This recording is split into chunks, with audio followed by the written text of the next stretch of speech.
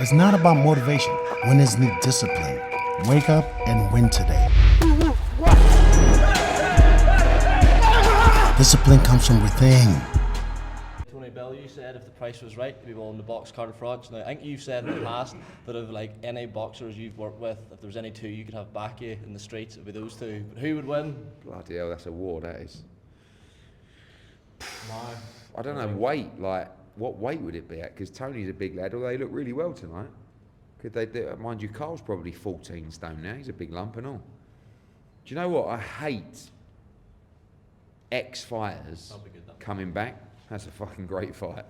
It's a great fight, but let's not do it because I love them both. Do you know what I mean? Frank Warren reportedly unhappy that the Wilder-Zhang negotiations have been leaked. A lot of people speculated online it might have been you. Any truth to that? Oh, leaking it? Not leaking it. No, absolutely not. I've answered it and said no. You know, Mike Coppinger actually messaged me about it, and I said no, and he still put the story out because his source was come from somewhere else. But absolutely not. No, I mean, I've got no reason to put that fight out there. And like I said earlier, like myself, George, Frank, His Excellency, we literally talk about 30 fights a week. And that fight, I'm sure, has been mentioned, as has Wilder Joshua, Caballero Dubois, Hrgovic Dubois, Hrgovic Joshua, I don't know, Miller against Jojo, like literally dozens of fights. So that fight is definitely not made. And last one from me, Jake Paul said the idea of him boxing Mike Tyson in headgear and bigger gloves is ridiculous and absurd. Just your reaction to that? Yeah, I agree. I mean, it's absurd anyway, but even more so. I mean, if you're going to do it, it's got to be a real fight. And I just don't believe that someone who's 58 should be in the ring with someone who's 26, you know, and someone who's a legend. You know that noise? That's my worst noise in the world, because that's, you know what that tells you? It's fucking time to get up.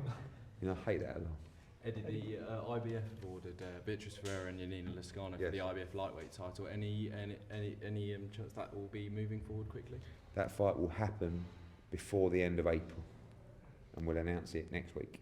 In Haro, you've got Subriel Matisse, you've got Devin Haney, you've got Richardson Hitchens. So many fighters at 140, but the aim is definitely to position himself for a world title. If Adam Smith, Adam Smith? no, He won't make Adam 140. EBU title, is there a chance that Dalton Smith could fight for that? For me, no.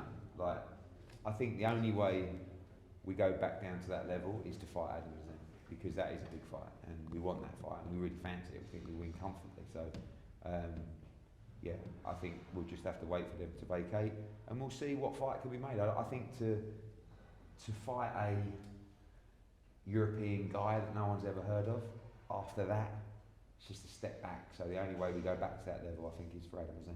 Just one away from the card, Alex Krasuk saying that he's not 100% sure that Fury will turn up for the fight against Alexander Usyk. What are your thoughts? Yeah, I'm sure he'll be there, for sure. Eddie, you announced that Dalton's extended his deal with Matra. I mean, with a performance like that, how big of a coup is that for Matra? Big coup, because, you know, everyone always sniffs around fighters who are out of contract, and Dalton Smith's had a lot of offers. You know, there was a period where he extended his deal before, when Sky were chasing him really badly, you know, when we lost the purse bid. And he spoke to them, he stayed loyal to us, and this time around didn't speak to anybody, just extended his deal. And that means a lot, you know, and, you know, Grant's comments, there's not a lot of loyalty in boxing, and it's a very cutthroat sport, and it's a dangerous sport, and I think it is actually a sport where there should be less loyalty, because, you know, you never know when your career is going to end. But when there is, like Dalton showed, and Grant talks like that, it just makes me puff my chest and say, I'm going to take this kid to the world title. And I believe he's going to do it, I really do. And I feel tonight just felt a little bit different in the arena, just like, again, going back to the Kell Brook days, where it just starts to get a little bit bigger, the atmosphere gets a little bit bigger.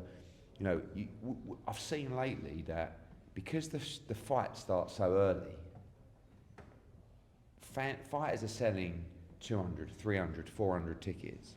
And if your fighter or your friend is on at 5 o'clock, and you live 2 hours away, are you going to stay till 10:30 to see the main event? And tonight, you know, we probably only had 100 or 200 who left out of, I don't know, 4,500, 5,000 because they wanted to watch the main event. And that, like, that's a positive step. And it just feels like the Kell Brook days again, going back to, like, I don't know, Carson Jones and who was the guy Ricky Hatton fought? Getting old. No, not him. No. The guy who he fought when he was getting a bit older. And then Kell boxed him, tall, upright. And Lovemore and No, something. not Lovemore and that was at Hillsborough Leisure Centre. Anyway, him. And yeah, it just starts feeling a bit better. Eddie, some good performances tonight from Sandy, from Dalton, and even local boy Flint. Which one stood out for you and why? I like the fight between Campbell Hatton and Jimmy J. Flint because it's exactly what we want to see. And I actually, when I went into Campbell's change room after, he was in tears. And I was actually quite buoyant, really. I was like, mate, that was great. And he was like, oh, I can't believe it. I lost. I said, yeah, but you did everything you could, right? You couldn't have tried any harder, and you lost. So when you go home, at least you can say I couldn't have done any more. And we all love fights like that. And he gets a lot of undue stick because he's a really nice kid. And I think all those people that have criticised him in the past can't help but go, fair play, mate. Like, you gave it everything tonight. And all we want to do is see great fights. And that was a great fight. So he's got to get better. But I'd like to make the rematch. And Flint, for me tonight, put in a performance that was more like English title level rather than Central Area title level. But tough shit. He was the opponent and you lost. But I thought Campbell boxed well, actually. Sheffield got a new star now with Dalton? Yeah, I think so. You know, I think, you know, tonight, again, you go 4.5, 5. Next time you go 6.5, 7. And when we went to Bramall Lane with Kell, like, he had never done, you know, he'd done 8,000, but then we went up to 23 or 24,000 for the Errol Spence fight. So, you know, someone said about Dalton against Regis at Hillsborough. I think that's probably fills this place up nicely. And then when he gets the world title shot, that's the kind of time you can go to Hillsborough. I got a question for you. Where can discipline take you? Discipline points you towards your goals.